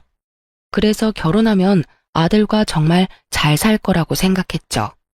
그때까지만 해도 이제 내 몸 하나만 잘 건사하며 자식들 걱정 안 시키고 잘 지내자 싶었던 터라 얼마나 마음이 가벼웠는지 몰라요. 하지만 이 모든 건 제 욕심이었던 걸까요? 아니면 시모와 며느리라는 고부관계는 아무리 노력해도 부모와 딸이 될 수 없는 건가요? 그렇게 예쁘던 며느리와 저도 결국 고부 갈등을 피해갈 수 없었어요. 심지어 아들 부부가 결혼한 지 몇 년이 채 되지 않았을 때부터요. 제가 관계의 첫 단추를 잘못 꿰어 발단을 만들고 만 거죠. 제 배 아파 낳은 자식도 모르는데 남의 자식 속을 제가 어찌할 수 있었겠어요? 그런데도 남의 귀한 자식 제가 힘들게 만들면 안 된다는 생각에 열심히 딸과 아들 챙기듯 챙겨주었는데 그게 화근이 되었네요. 제 사위가 결혼 기념일 때면 그렇게 저를 신경 썼어요. 한 번은 자기들 결혼 기념일에 제게 한우를 사왔더라고요. 마침 아들네 부부도 제 집에 들른다고 하여 온 가족이 모였어요. 그래서 온 식구가 간만에 함께 식사를 나눴죠. 저는 미리 준비해둔 딸네 부부에게 작지만 축하 선물을 전했어요. 그런데 며느리가 그게 내심 부러웠던가 보더라고요. 어머, 어머님께서 자식 결혼 기념일까지 챙겨주시는 거예요? 저희도 얼마 전에 기념일이었는데 아가씨랑 서방님은 좋겠어요. 그랬니? 미안하구나. 내가 미처 몰랐어. 매년 이날만 되면 꼭 집에 와서 애들과 함께 식사하는 게 익숙해져서 기억에 남아 처음으로 준비해 본 건데 본의 아니게 우리 며느리를 서운하게 해버렸네. 이걸 어쩌면 좋지? 서운하기는요. 괜찮아요. 어머님께서 일부러 차별하신 것도 아닌데요. 신경 안 쓰셔도 돼요. 저희가 아가씨네와 달리 어머님께 찾아뵙지도 않았는걸요. 며느리는 크게 내색하지 않았지만 제가 딸내 부부에게 선물을 전해주고 나서 기분이 가라앉았다는 게 느껴졌어요. 실로 그 후로 왠지 모르게 저를 피하는 듯한 느낌도 받게 되었던 터라 자꾸 마음에 걸리더라고요. 어떻게 해야 하나 고민하던 중 마침 2달 뒤 며느리의 생일이라는 걸 알게 되었어요. 그래서 며느리의 생일 선물 챙겨줘야겠다고 생각했죠. 조금은 덜 수 있지 않을까 싶었거든요. 그렇게 고심 끝에 고른 며느리의 선물을 전해주기 위해 생일 하루 전날 며느리에게 연락해 집 근처 커피숍에서 만나자고 했어요. 며느리는 갑작스러운 부름에 처음엔 놀란 듯 했지만 생일 선물을 받고는 화색이 돌더라고요. 하지만 그 자리에서 풀어본 선물을 보고는 표정을 확 구겼어요. 인상을 잔뜩 쓴 채 저를 쳐다보며 하는 말이 정말 기가 찼습니다. 어머님, 설마 어머님이 쓰시던 걸 포장만 해서 절 주신 건 아니죠? 그게 무슨 소리니? 누가 생일 선물로 쓰던 걸 준다는 거야? 내가 직접 가서 고르고 포장까지 부탁해 구매한 건데 무슨 문제 있니? 어머님, 이거 작년 시즌에 나온 팔찌잖아요. 선물이라면서 유행 다 지난 걸 주시면 어떻게 해요? 어? 내가 워낙 액세서리를 잘 안 해서 말이야. 직원이 추천해주는 것 중 내게 가장 잘 어울릴 것 같은 걸 골랐는데 팔찌에도 유행이 있는 줄은 몰랐구나. 그리고 저 이미 이 팔찌는 있는 거예요. 똑같은 걸 2개나 가지고 뭐 하나요? 어머님께서는 센스가 부족한 편이신가 봐요. 이러면 챙겨주고도 좋은 소리는 못 들으실 텐데요. 예, 너 무슨 말을 그렇게 하니? 참 의외의 모습을 오늘 보여주네. 네가 그 팔찌가 있는지 없는지 내가 어떻게 알겠어. 그리고 아무리 그래도 그렇지 사람 성의를 이런 식으로 표현하는 게 맞니? 제 엄마였으면 이렇게 돌려 말하지도 않죠. 딸처럼 여기신다고 했으니까 저도 조금은 솔직히 말씀드릴게요. 이 팔찌값만큼 돈으로 주시고 이거 환불해 주세요. 뭐야? 돈으로 달라는 말은 도대체 왜 하는 거니? 선물이 마음에 안 든다고 시어미한테 지금 이렇게 말을 하는 게 맞는 거야? 참 황당해서 말도 안 나오네. 저는 잘 이해가 안 되네요. 제 생일을 축하해주기 위해 주신 선물이 마음에 안 들고 어머님께서는 액세서리 보는 안목은 없는 것 같으니까 그냥 그 값만큼 돈으로 주면 제가 알아서 유용하게 쓰겠다는데 뭐가 문제인가요? 가족이니까 터놓고 편하게 말하는 것 뿐인데요. 예, 그냥 선물 안 준 걸로 하자. 그렇게 안 받는데 어떻게 단둘이 있다고 곧바로 이런 모습을 보여? 돈이고 팔찌고 지금 상황에선 아무것도 내게 해주고 싶지가 않아. 사람 마음을 이런 식으로 무시하는데 내가 왜 네가 말하는 것처럼 하겠니? 시간 내서 나오느라 고생했으니 마저 차나 마시고 가렴. 저는 며느리의 뻔뻔한 말투에 화가 치밀었어요. 째째한 사람이 되더라도 챙겨주고 싶지가 않아지더라고요. 아무리 마음에 들지 않더라도 이게 맞는 건가요? 하지만 며느리는 제가 선물 안 준 셈 치자고 하니 저더러 쫌팽이라며 선물도 받는 사람이 기뻐야 하는 것 아니냐며 따박따박 말대꾸를 하는데 정말 한 대 쥐어받고 싶은 심정이었어요. 그런데 결국 제 마음을 괴롭히는 말을 며느리가 하더라고요. 막말로 아가씨한테 하는 선물이면 신상이 뭐냐고 먼저 물어보지 않았겠어요? 참, 재산 좀 있다고 며느리한테 함부로 하는 거야 뭐야? 뭐야? 내가 언제 내게 함부로 했다는 거니? 너는 어른 앞에서 말 가려할 줄도 모르니? 좀 전에도 그렇게 네 생각이며 감정이며 다 드러내면서 말하더니 너야말로 날 무시하는 거야? 어? 한 번만 더 내 앞에서 지금처럼 언행을 일삼으면 그땐 정말 가만 안 둘 줄 알아. 저는 너무 기분 나빠 참지 못하고 며느리를 나무랐고 그 뒤로 며느리와 제 사이는 정 같지 않았어요. 그런데 참 웃긴 게 며느리는 가족들 앞에서는 아무 일도 없었던 듯 저를 살갑게 대했어요. 저 역시 가족들 앞에선 구태여 내색하지 않았고요. 하지만 저와 며느리 단둘이 남기라도 하면 말 한마디 오가지 못했어요. 아니, 제 말이라면 들은 척도 하지 않았다는 게 더 맞는 표현이겠죠. 마치 제가 없는 사람인 듯 저와 눈을 맞추지도 제 말에 대꾸도 하지 않았거든요. 그렇게 지내오기를 수개월. 어느 순간부터는 며느리가 우리 집에도 잘 오려고 하지 않았어요. 그러던 어느 날이었어요. 제가 일을 하다 다쳐서 열흘 정도 간병이 필요했던 적이 있었죠. 그때 딸이 참 고생을 많이 했고요. 딸아이가 일까지 쉬면서 제 수발을 다 들어주었거든요. 그런데 하루는 딸이 급히 회사에서 연락받아 들어가 봐야 하는 일이 생겼어요. 아들에게 부탁했지만 설상가상으로 아들이 출장이 잡혀있던 터라 지방에 가 있어서 제 간병을 해줄 수 없다는 거예요. 하는 수 없이 아들은 며느리에게 부탁했고 가족들은 저와 며느리 관계가 나쁜 줄 모르니 거절도 못하고 저를 간병하러 아들을 대신해 왔던 겁니다. 며느리는 우리 집에 들어서는 순간부터 오만 짜증을 부렸어요. 그럼에도 나를 챙겨주러 온 며느리에게 고맙고 미안하다 말했죠. 하지만 그런 제게 며느리는 그런 인사말이 다 무슨 의미냐더군요. 그리고 며느리는 제 간병도 하는 둥 마는 둥 했어요. 거기다 밥상을 차려왔는데 냉장고에 딸이 해둔 국이며 반찬이 많은데 김치에 김에 밥만 덩그러니 차려오더라고요. 그래도 나 때문에 고생한다는 마음에 며느리에게 아무 말 하지 않았어요. 그런 저임에도 결국 며느리에게 소리치는 일이 생기고 말았네요. 제가 식사를 마치고 화장실에 가고 싶어 부축을 부탁했어요. 며느리는 인상을 딱 쓴 채 저를 부축하는데 제가 들으라는 듯 혼잣말을 하는 거예요. 간만에 쉬는 날인데 이게 무슨 시간 낭비인지 원. 돈이 없는 것도 아닌데 간병인을 쓰지. 가족들 고생은 혼자 다 시키네. 너 지금 뭐라고 했어? 지금 나더러 들으라고 귓가에 대고 그따위 말을 한 거야? 아, 왜 괜히 큰 소리 치고 그러세요. 귀청 떨어지는 줄 알았네. 제가 무슨 틀린 말을 한 것도 아닌데 왜 역정을 내고 그래요? 정말 너 못 쓰겠구나.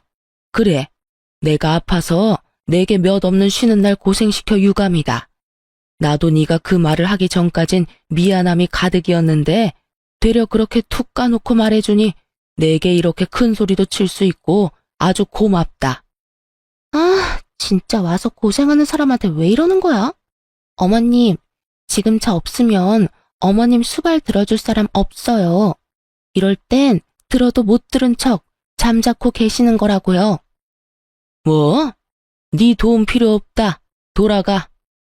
너처럼 싹퉁머리 없는 애랑 조금만 더 붙어 있다간 속에서 천불이 날 지경이니까 그만 가. 어디서 이런 못돼 처먹은 것이 들어와서는 사람 속을 매번 이리도 뒤집어대? 가라고 하면 누가 못 갈 줄 알아요? 다치더니 제정신이 아니네. 노망이 나도 단단히 났어.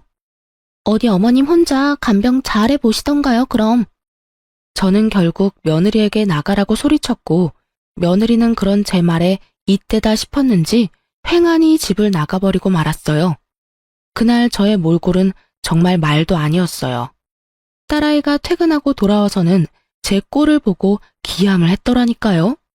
새언니는 어디 갔느냐며 단단히 화가 났던 딸을 달래느라 진을 뺐어요. 결국 딸과 아들 모두 그날 처음으로 며느리의 민낯을 알게 되었어요. 그 후로 한참 동안 며느리의 얼굴도 못 봤어요. 제가 나중에 연락을 해봤지만 전혀 받지 않았죠. 명절 때마저도 집에는 들러보지도 않았고요. 저는 도대체 내가 뭘 그리도 잘못한 거냐며 자식들에게 물었어요. 아들 말로는 제가 며느리를 너무 들들 볶아 힘들다고 했다며 앞으로는 명절도 각자 집으로 가자고 말이 나왔대요. 그 말을 들은 뒤 저도 며느리는 없는 가족인 셈 치며 지냈어요. 계속 연락해 정말 며느리가 제게 복귀게 만들고 싶지도 않았고 제게 느낀 작은 서운함을 시작으로 저와의 관계를 이렇게까지 악화시킨 며느리가 저 역시 너무 미웠거든요. 그렇게 며느리의 목소리 한 번을 듣지 못한 채 지내기를 2년 반. 검진을 갔다가 유방암 진단을 받게 되었습니다. 참 암이라는 소식만으로도 마음이 너무도 심란하더라고요. 자식들에게 이 사실을 어떻게 알려야 하나 참 고민이 많았어요. 하지만 제가 숨긴다고 숨겨질 문제는 아니니 딸과 아들에게 털어놓았어요. 자식들이 저보다 더 씩씩하더군요. 완치율이 높은 편이니 너무 염려 말고 수술 잘 받는 것에만 집중하라며 저를 위로해주는데 신기하게도 마음이 놓였어요. 그렇게 저는 씩씩하게 유방암 수술을 받게 되었습니다. 그런데 짧지 않은 기간 동안 단 한 번도 코빼기도 안 보이던 며느리가 회사에 연차까지 내고 저를 간병하겠다며 나서는 거예요. 처음엔 그런 모습이 너무도 황당하고 부담스러웠어요. 어머님, 제가 그동안 찾아뵙지 못해서 죄송했어요. 어머님께서 아프다는 소식을 들으니 그제야 정신이 좀 들더라고요.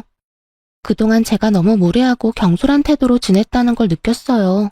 그러니 이번만큼은 제가 어머님을 돕고 싶어요. 그래, 네가 용기를 내어줬다니 고맙다. 그간 쌓인 안 좋던 감정 나도 털어내마.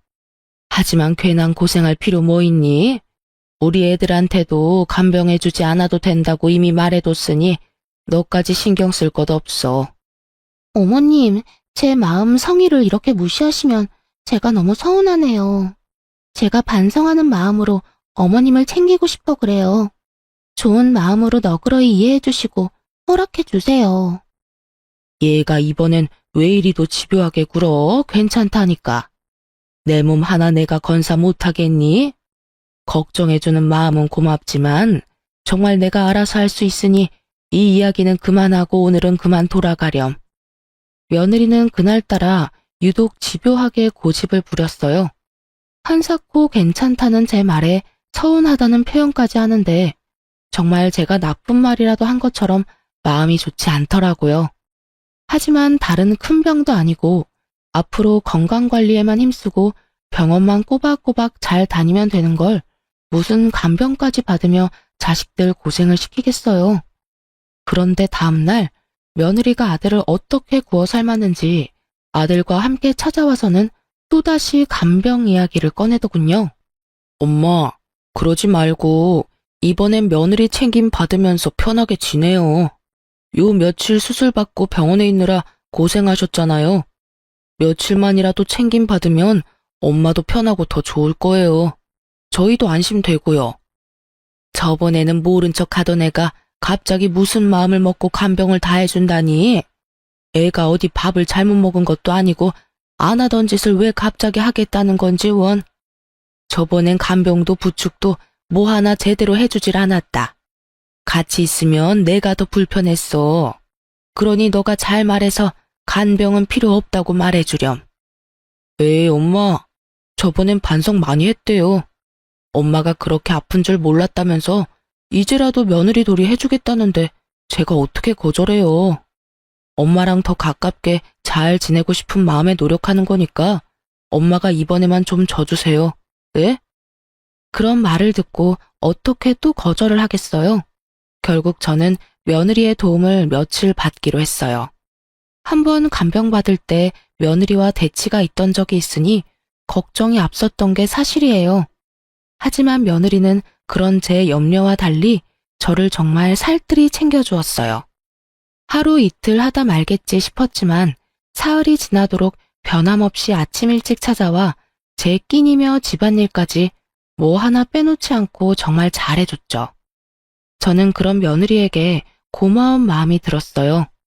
그래서 제 카드까지 쥐어주며 저를 살펴주는 동안 편하게 사용해도 좋다고 얘기했어요. 며느리는 마지못해 받는 듯 잘 가지고 있다가 돌려주겠다고 말하더군요. 저는 정말 이래서 가족이 최고구나 하는 생각도 하게 되고 며느리와 거리를 두고 지낸 것에 대한 미안함이 절로 들더라고요.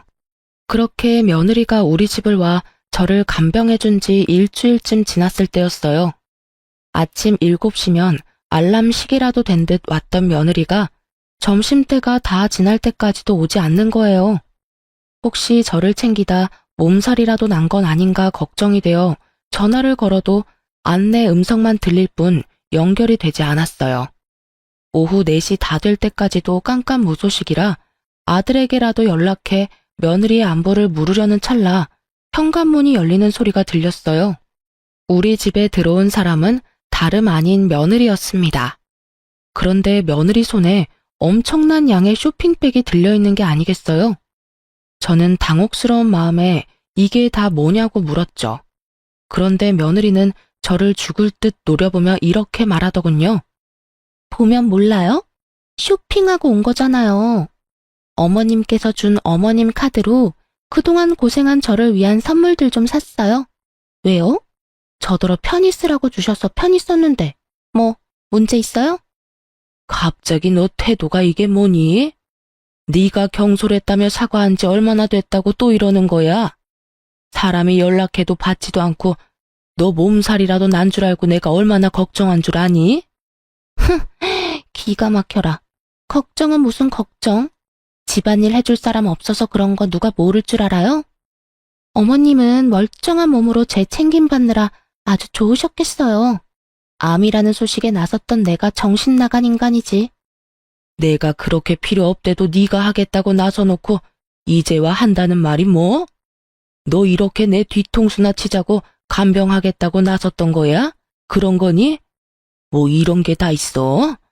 누가 네 도움이 필요하다고 했니? 코빼기도 안 보이며 지내다 갑자기 찾아와서 살갑게 굴더니 이제와 이러는 이유가 뭐야?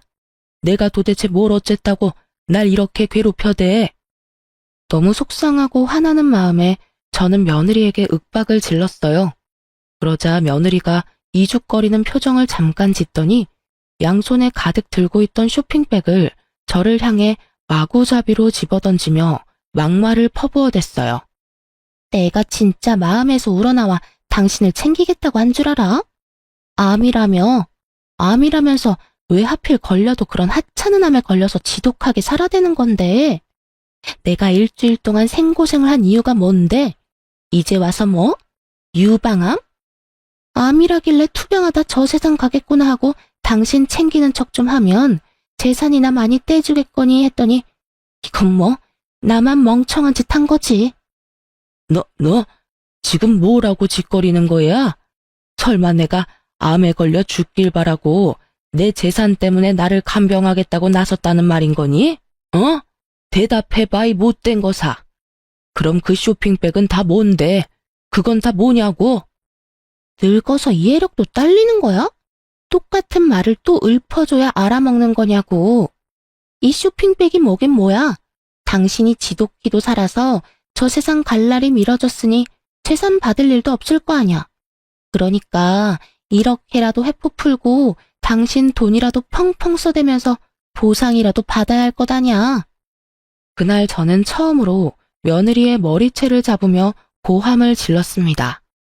며느리도 제 머리채를 잡았고 몸싸움을 벌이면서도 며느리의 고성은 끊이질 않았어요.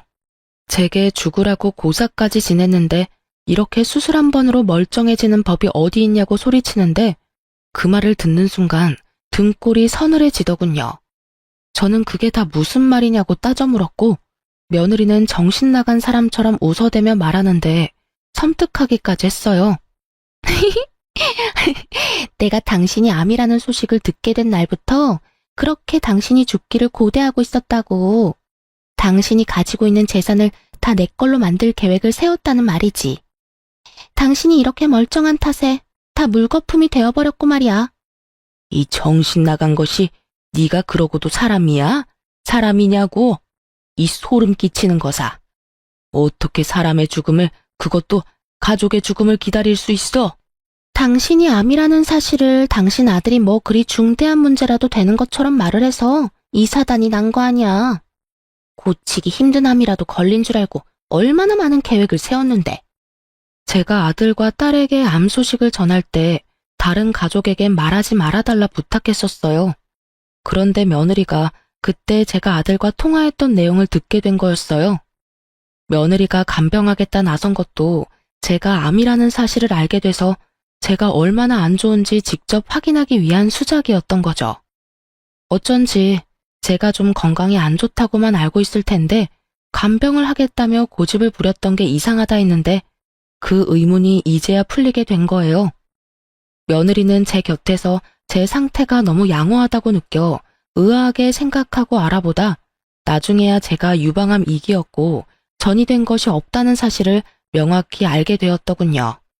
자기의 바람대로 제가 시름시름 앓다 죽는 병이 아니었다는 걸 알게 된 며느리는 자기의 계획이 어그러졌다는 사실에 분노했어요. 그래서 이런 상황까지 치닫게 된 거더라고요. 며느리는 제 재산을 못 받는다면 카드를 쥐어준 이 기회에 제 돈이라도 흥청망청 쓰겠다는 심보로 백화점까지 가서 제 카드를 마구 사용했던 겁니다. 저는 이 모든 사실을 알고 며느리에게 사람도 아니라며 난리를 쳤어요.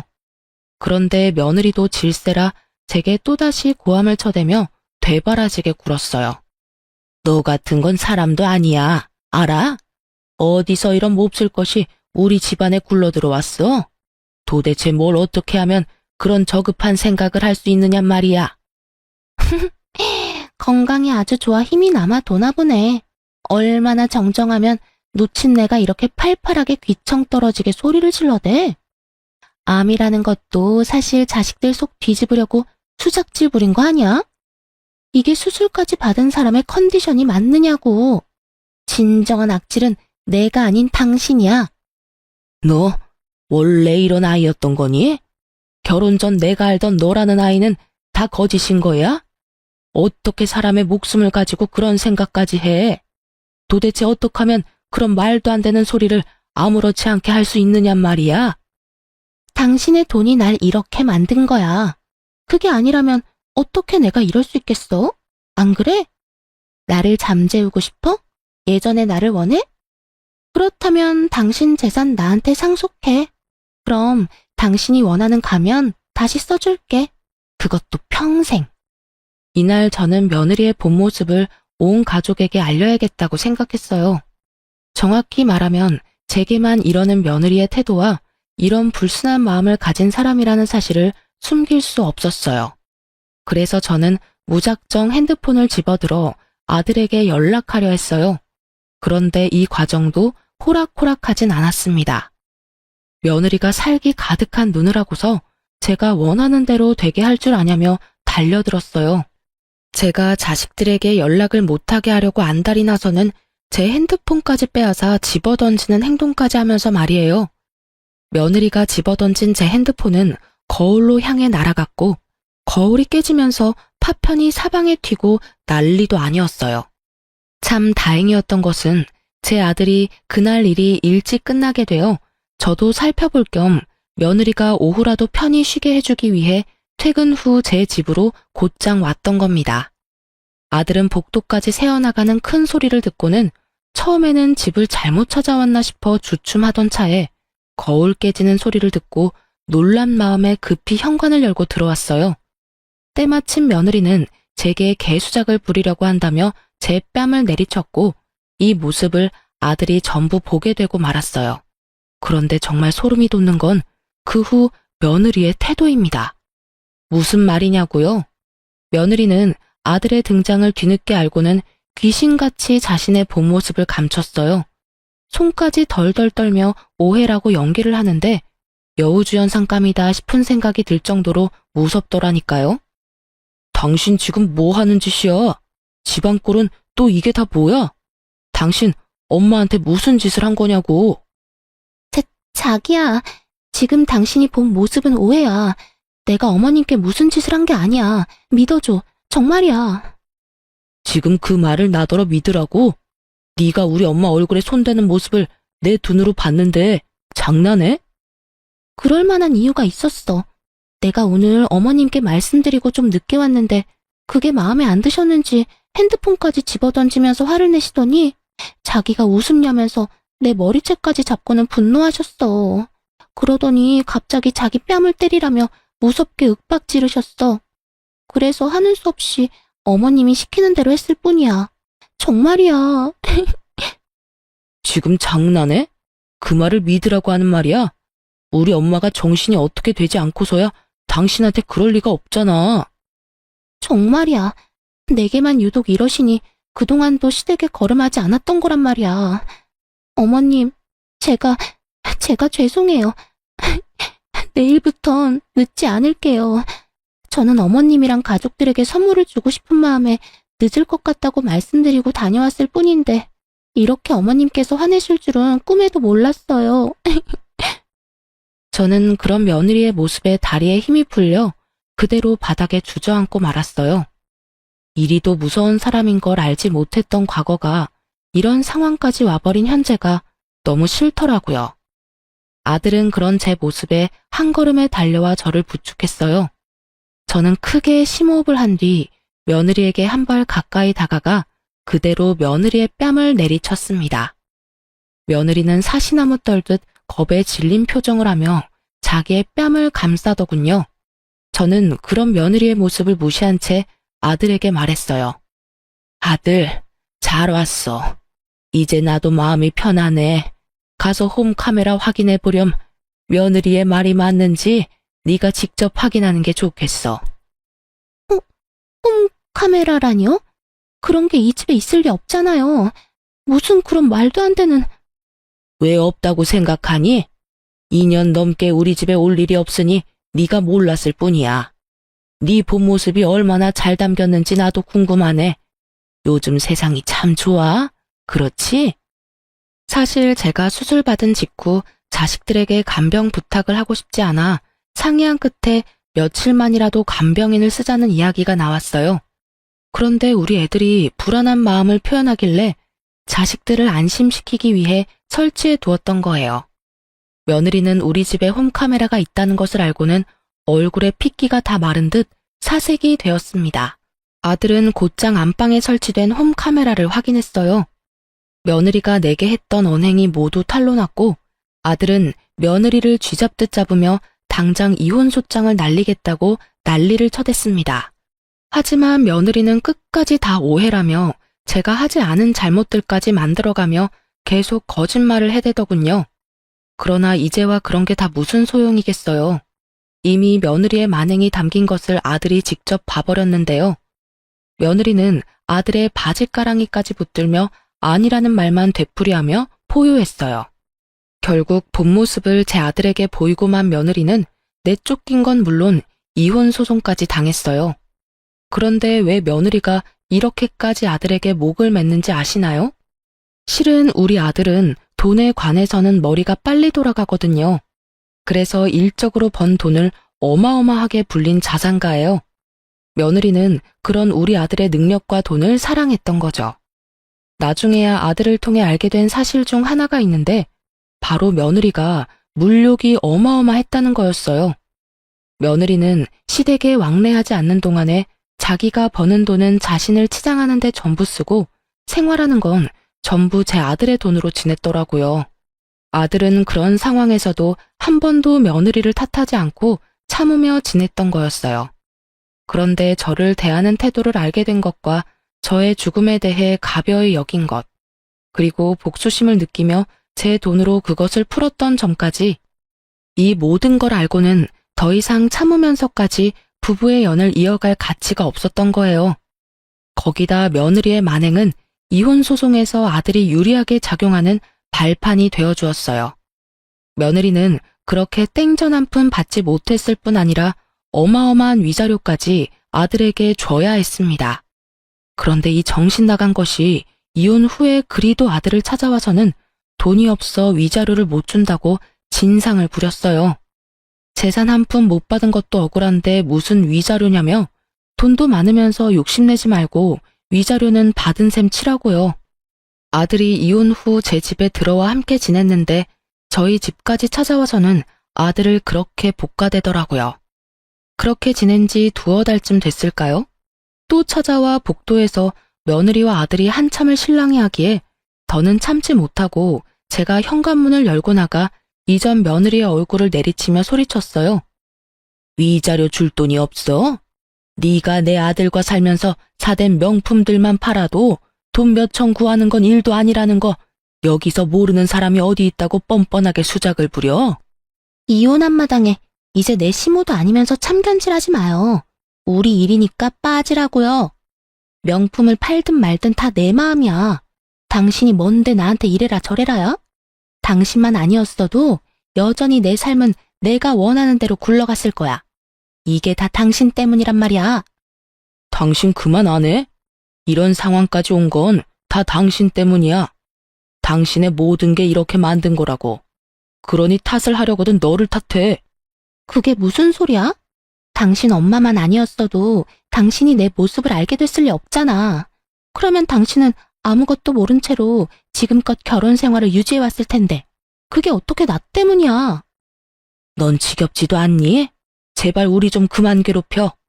네가 누굴 탓하든 그건 네 자유지만 돈돈거리며 찾아오는 짓 그만 집어치워. 내 아들 덕에 사모은 명품들이 뭐라고 지금껏 정신 못 차리고 욕심만 부려대. 이전 며느리는 날 노려보며 말하는 것도 모자라 다 나 때문에 이런 사달이 났다며 한 번만 더 이래라 저래라 하면 가만두지 않겠다면서 눈이 뒤집혀서는 고성을 질러댔어요. 아들은 그런 이전 며느리에게 위자료 줄 돈 없다고 한 번만 더 잡아떼며 찾아오면 또다시 법정에서 마주할 줄 알라며 한 푼어치도 다 받아낼 테니 그런 줄 알라고 딱 잘랐어요.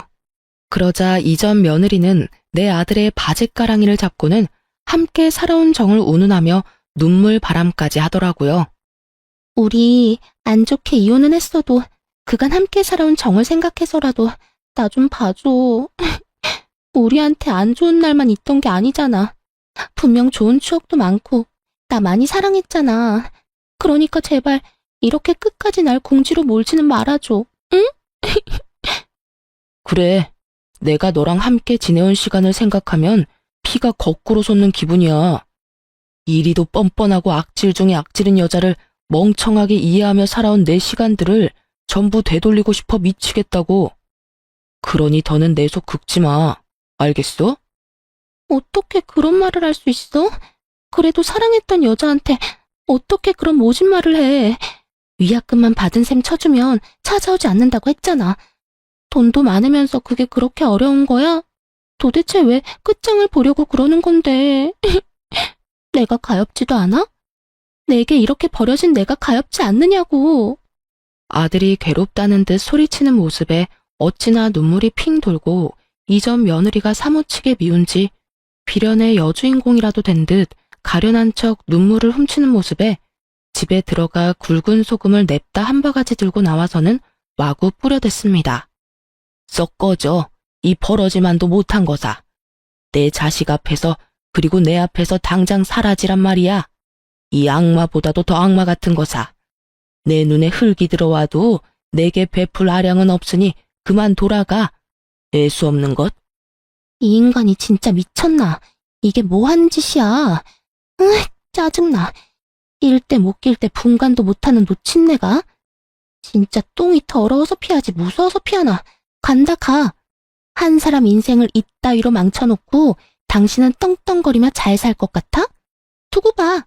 내가 당신 지옥에 빠뜨릴 거야. 결국 이전 며느리는 제가 뿌려댄 굵은 소금을 왕창 맞고 제게 악담을 퍼부은 뒤 제 발밑에 침까지 뱉고는 돌아갔어요. 그리고 얼마 후 이전 며느리는 아들에게 위자료를 보냈더라고요. 그렇게 악연이 끝났다고 마음을 놓고 지낼 때 이전 며느리는 또 우리 집에 찾아왔어요. 그런데 이번은 아들의 바짓가랑이가 아닌 제 바짓가랑이를 잡는 일이 생겼습니다. 알고 보니 며느리는 제 말처럼 위자료를 자기가 가지고 있던 명품을 팔아 마련해서 주었던 거였어요. 그러나 그 후에 이전 며느리는 생활고에 시달리게 된 거예요. 그런데 그 생활고가 참 말도 안 되게 생겼더군요. 이전 며느리는 명품 사재기를 끊지 못했고 아들과 부부였을 때 가진 물욕을 버리지 못한 채 자기가 버는 돈으로 명품을 사대는 바람에 카드 빚이 어마어마하게 불어나고 말았던 거죠. 그렇게 위자료를 준 지 석 달 만에 제게 찾아와서는 아들과 재결합을 할 수 있도록 힘 좀 써달라며 애원을 해댔어요.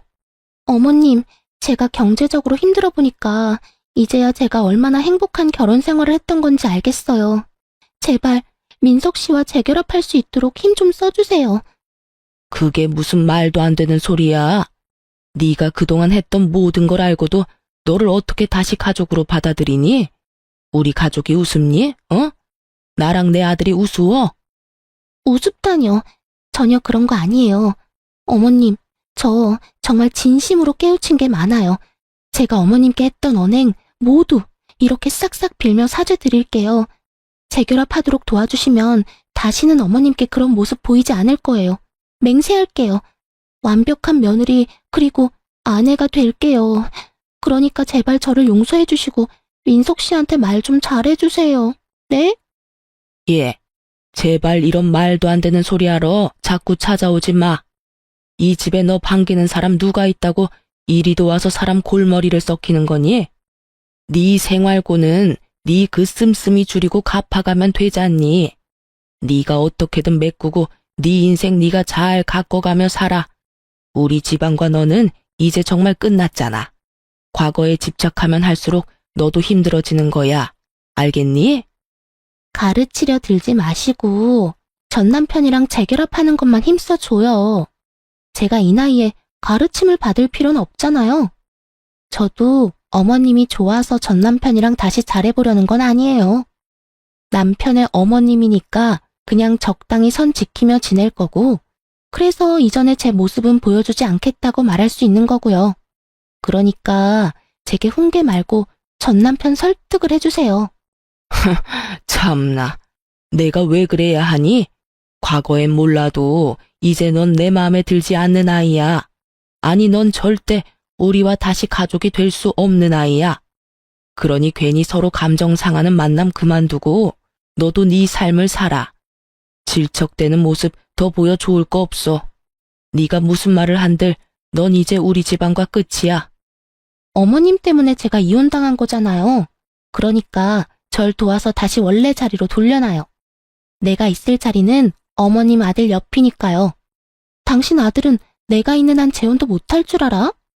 귀한 아들 늙어 죽을 때까지 혼자인 꼴 보고 싶은 거 아니면 나와 재결합하는 거 도와요. 이 끈질기게도 못된 거사.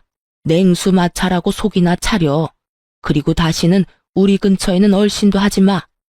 속에서 천불이나 참지 못하고 냄비 한가득 찬물을 가득 담고는 고약한 년 얼굴에 다가가서는 부어버렸어요.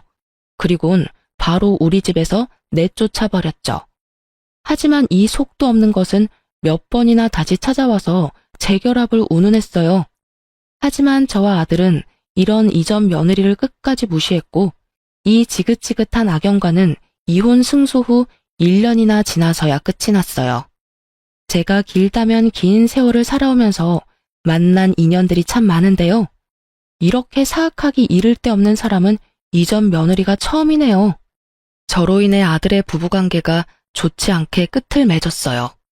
그 부부는 여전히 마음 아프고 아들에게 죄스럽기도 해요. 그래도 다행인 것은 아들이 이전 며느리와의 관계를 정리한 후 서서히 얼굴이 폈다는 점이랍니다. 지금은 아들과 저 단둘이 함께 지내면서 더 없는 행복한 날들을 보내고 있어요. 아들도 지금의 생활이 훨씬 가벼운 마음이라고 말해주네요. 아들이나 저나 이전 며느리와는 악연이었나 봅니다. 아들과 별개로 저 역시 며느리와 더는 엮일 필요 없다는 사실이 제 숨통을 틔워주는 것 같아 좋기도 하면서 한편으론 씁쓸하기도 해요. 이전 며느리가 참 좋은 사람이었다면 든든하고 평범한 날을 보냈을 텐데 하는 생각이 아주 가끔 들어서 그런가 봐요. 저는 유방암 수술 후 아직 완치 판정은 받지 못했어요. 하지만 며느리를 마주하지 않은 뒤부터 제 건강이 무척 좋아졌답니다. 꾸준히 제 건강을 살피며 관리한다면 곧 완치 판정을 받을 것 같다는 희망이 들 정도로요. 이전 며느리의 소식은 그 후에 딱 한 번 들은 적이 있어요. 1년이 넘도록 물욕을 버리지 못해 결국 사채까지 썼다고 하더라고요. 그 돈을 갚지 못해 아들에게 도와달라며 연락을 해온 적이 있어 알게 되었어요. 그때 아들이 이전 며느리의 연락처를 차단해 그 뒤로는 소식이 끊겼고요. 이런 일을 경험하고 보니 며느리와 꼭 맞는 말은 흥망성쇠가 아닐까 싶어요. 제 아들과 잘 지내던 때를 등지고 결국 결과적으로 망하게 되었으니 말이에요. 저는 이 일을 계기로 모든 일에는 북이 빈천이 있음을 다시금 깨닫게 되었던 것 같아요. 앞으로는 우리 가족들과 함께 남은 생을 활짝 꽃피우며 향기로운 날로만 채워가고 싶어요. 흥망성쇠와 북이 빈천이 물레바퀴 돌듯 한다는 말을 늘 생각하며 지금 저의 재산에 자만하지 않고 저라는 사람의 가치를 알고 늘 제 사람들을 잘 보살피고 베풀며 살아갈 거예요. 살면서 나의 태도가 얼만큼 내 삶을 좌우하는지 너무도 잘 알게 된 경험이었다 생각하며 제 아들도 저도 서로를 보듬으며 그렇게 더없이 찬란한 앞으로를 위해 나아갈 겁니다. 제 사연을 들어주신 많은 분께도 찬란히 꽃피는 날들 가득하기를 바라며 마칩니다. 들어주셔서 감사합니다.